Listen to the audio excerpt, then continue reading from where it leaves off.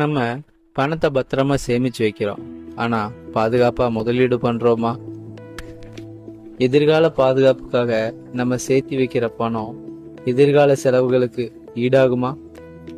சேமிப்புன்னு சொன்ன உடனே நமக்கு வர்ற முதல் சாய்ஸ் பேங்க் அக்கௌண்ட் தாங்க. ஒன்றும் சேவிங் அக்கௌண்ட் இருக்கணும், இல்லைன்னா ஃபிக்ஸட் டெபாசிட்ல போகணும்.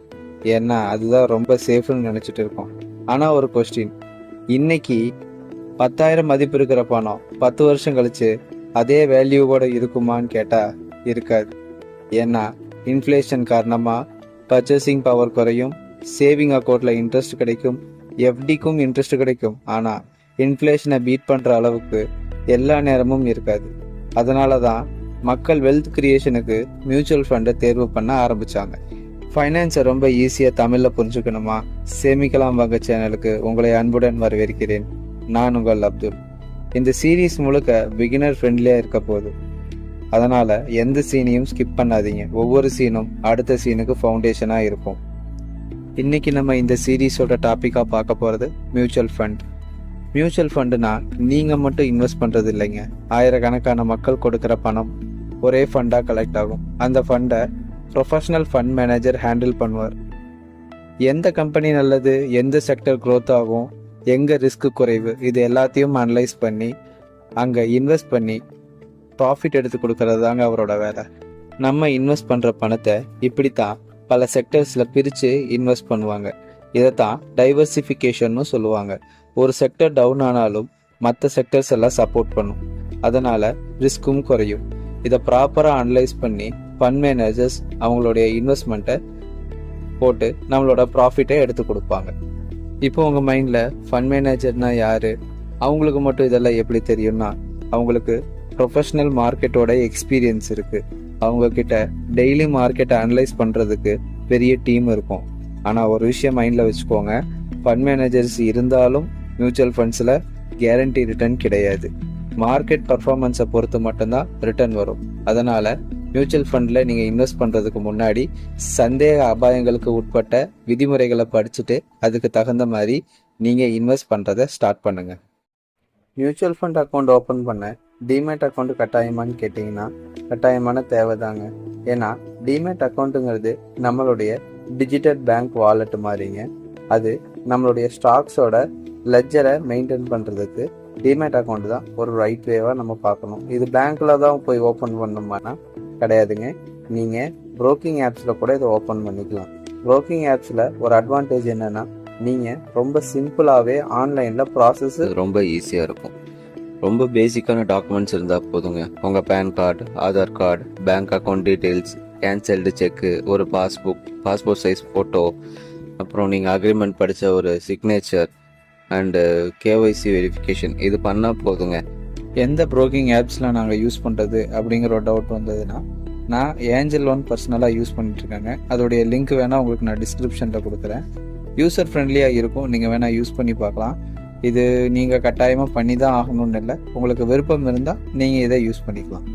சரி, நாங்கள் மியூச்சுவல் ஃபண்டில் இன்வெஸ்ட் பண்ணிட்டோம், எங்களோட அமௌண்ட்டு அங்கே எப்படி ப்ராசஸ் ஆகுதுன்னு கேட்டிங்கன்னா, உங்களுடைய ஃபண்ட் மேனேஜர் அது எல்லாத்தையுமே அந்த பர்டிகுலர் ஸ்டாக்கில் மியூச்சுவல் ஃபண்டில் இன்வெஸ்ட் பண்ணும்போது அது எல்லாமே உங்களுக்கு நெட் அசெட் வேல்யூ அப்படிங்கிற ஒரு வேல்யூவில் தான் அது ட்ரேட் ஆகும்.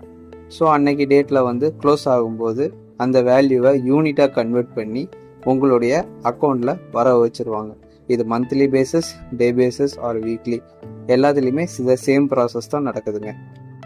நம்மளுடைய ஃபண்ட் ஒரே செக்டரில் இன்வெஸ்ட் ஆகாமல் டைவர்சிஃபிகேஷன் ஆகி மல்டிபிள் செக்டர்ஸில் இன்வெஸ்ட் ஆகிறதுனால நம்மளுடைய ஃபண்டுடைய க்ரோத் நம்ம எதிர்பார்க்கறத விட அதிகப்படியான க்ரோத்தை நமக்கு பெற்றுத்தரக்கு வாய்ப்பு இருக்குங்க. இதுக்கு பேர் தான் டைவர்சிஃபிகேஷன்னு சொல்லுவாங்க.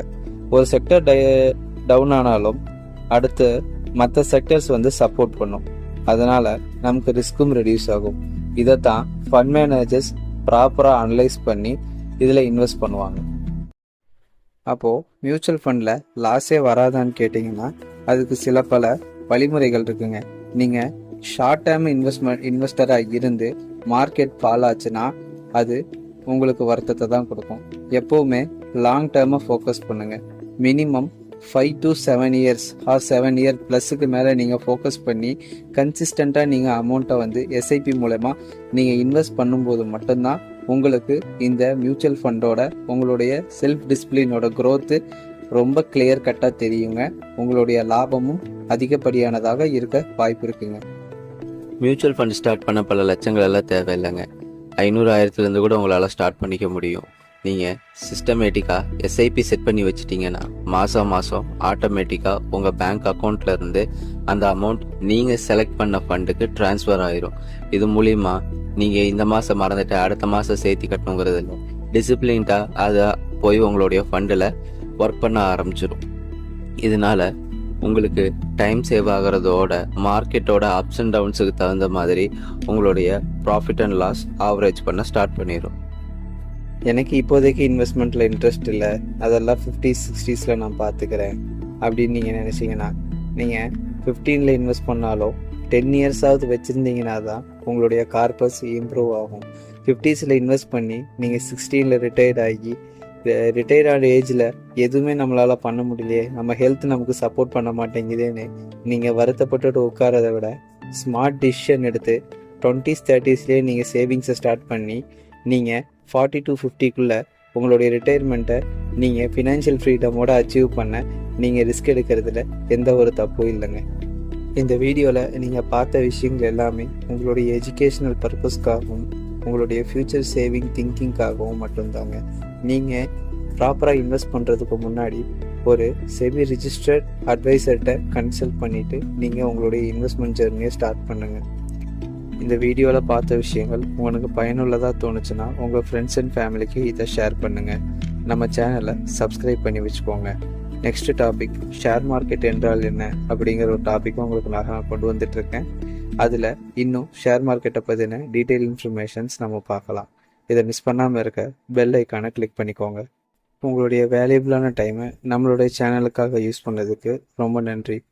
எல்லாரும் வாங்க சேர்ந்து சேமிக்கலாம்.